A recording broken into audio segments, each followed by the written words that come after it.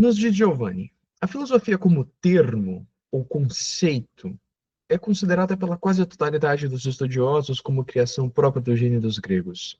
Efetivamente, enquanto todos os outros componentes da civilização grega encontram correspondência junto aos demais povos do Oriente, que alcançaram elevado nível de civilização antes dos gregos, crenças e cultos religiosos, manifestações artísticas de natureza diversa, conhecimento e habilidades técnicas de vários tipos, instituições políticas, militares, etc.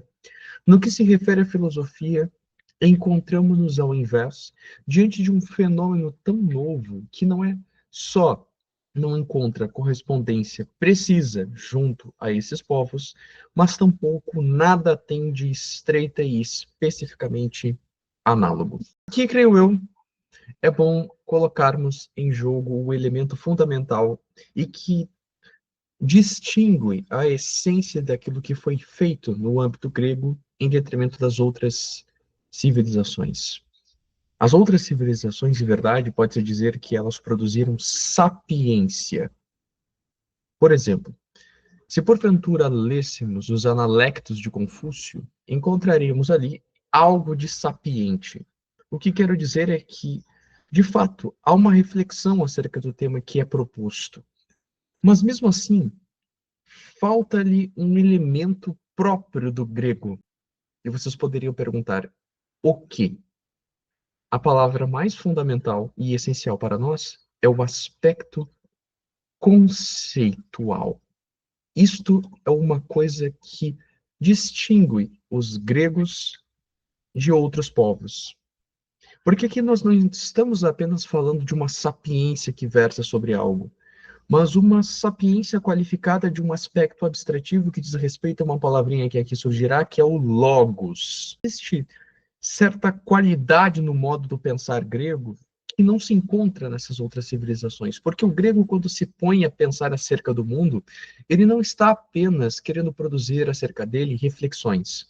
Ele está pensando, em verdade, sobre o horizonte intelectivo da abstração lógica que se pode inferir acerca das coisas. A palavra conceito já carrega em si a razão própria da sua quantidade.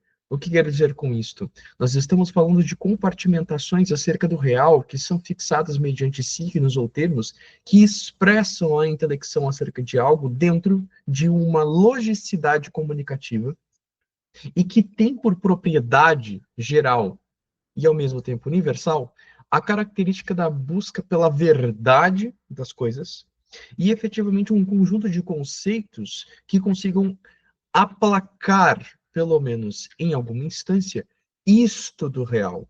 Portanto, pensar grego ele não é um mero modo de simplesmente encarar a realidade e produzir reflexões ou até mesmo intuições que podem, sim, de fato, carregar profundidade. O grego, em verdade, vocês verão ao longo do nosso expediente, ele se põe a pensar acerca da realidade através de palavras que têm um tom abstrativo, que buscam a essencialidade das coisas, comunicadas dentro de uma espécie de sistema que tem como função a busca pela verdade daquilo que se apresenta. Isto tudo é uma novidade. Nós vamos ter teses cosmológicas, nós vamos ter teses metafísicas, físicas. Nós vamos nos debruçar sobre a significação de palavras, não mais enquanto signos que podem expressar alguma coisa, mas signos que podem expressar alguma coisa essencialmente de grau universal, que comunicada com relação ao todo do real, possui um apelo abstrativo. Isto é o que diferencia o pensar grego de outros pensamentos, de outras civilizações. Nós podemos empregar uma tonal conceitual, por exemplo, naquilo que é implicado por Confúcio nos Analectos? Sim, podemos, mas nós estamos inferindo um tom alheio à intencionalidade do próprio autor. Porque o que o autor está ali pensando não é, por exemplo, o que o grego se pergunta quando filosofa acerca da ética, a saber, o que é o bem. Quando nós nos perguntamos o que é o bem, o que é o justo, percebam que isso é diferente de eu citar máximas com tonais morais instruindo o homem sobre como operar. Porque essa pergunta, este quid sit em latim, né? Esse o que é, certo? Que vem a posteriori de um unsit, ou seja, se é, esses movimentos intelectivos, os quais os gregos fizeram, diferenciam e patenteiam eles como aqueles que deram para nós aquilo que nós conhecemos como característica fundamental do filosofar. É uma nuance que talvez agora não esteja explícita para vocês, mas existe uma grande diferença entre entoar máximas morais e derivar máximas morais a partir de um conceito investigado com relação à natureza da sua essência. Porque quando nós nos perguntamos o que é o justo, para que, a partir dessa definição, que se propõe universal, com carga de verdade, depreender uma praxeologia, ou uma conjuntura de atos que está intimamente assegurada pela verdade expressa por um conceito inteligido, isto aqui é próprio da filosofia. Esse é o grande ponto. Repito, poderia eu fazer esse procedimento com relação àquilo dos analectos de Confúcio? Sem dúvida, mas isso estaria escapando ao escopo.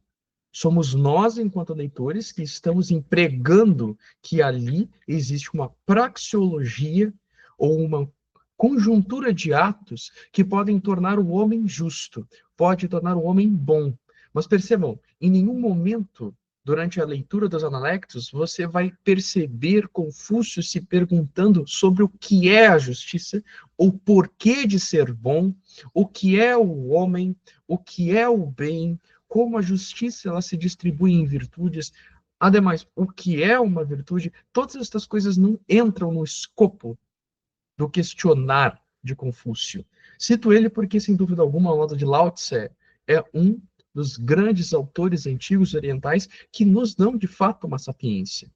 Mas percebam, essa diferença tonal que a filosofia propõe, que não se encontra no pensamento, por exemplo, oriental. Mas prossigamos. Dessa forma, a superioridade dos gregos em relação aos outros povos, nesse ponto específico, é de caráter não puramente quantitativo, mas, como eu havia dito, qualitativo.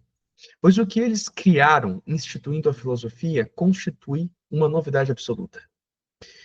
Quem não levar isso em conta não poderá compreender por que, sob o impulso dos gregos, a civilização ocidental tomou uma direção completamente diferente da oriental. Em particular, não poderá compreender por que o motivo dos orientais, quando quiseram se beneficiar da ciência ocidental e de seus resultados, tiveram de adotar também algumas categorias da lógica ocidental.